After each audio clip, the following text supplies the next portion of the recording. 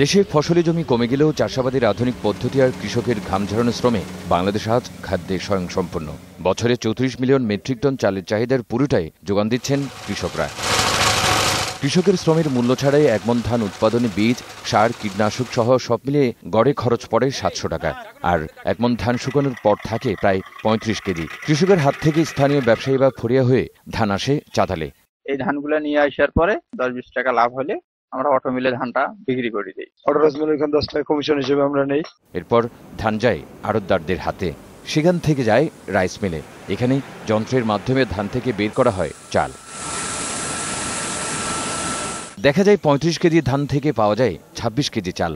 কিছু মধ্যস্বত্বভোগী থাকলেও সাম্প্রতিক সময়ে বেশিরভাগ অটোরাইস মিল মালিকরা সরাসরি কৃষক থেকে ধান ক্রয় করছেন। 700 টাকার ধান থেকে উৎপাদিত 26 কেজি চাল মিল মালিকরা ঢাকার মকাম বা আড়তদারদের কাছে বিক্রি করছেন 1100 টাকার বেশি দামে, অর্থাৎ প্রতি কেজির দাম প্রায় 42 টাকা।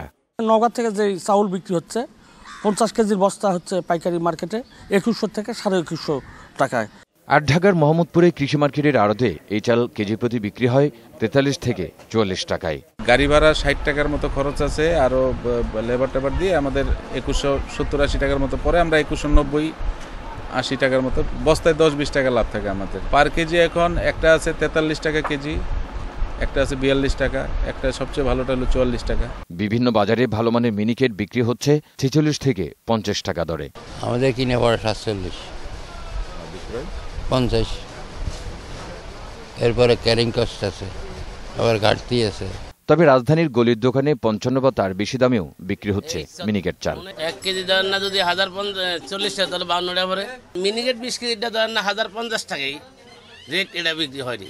যদিও টিসিবির তালিকা অনুযায়ী ভোক্তাদের ভালো মানের মিনিকেট পাওয়ার কথা 44 থেকে 35 টাকায়। তৌহিদুর রহমান, 21 টেলিভিশন, ঢাকা।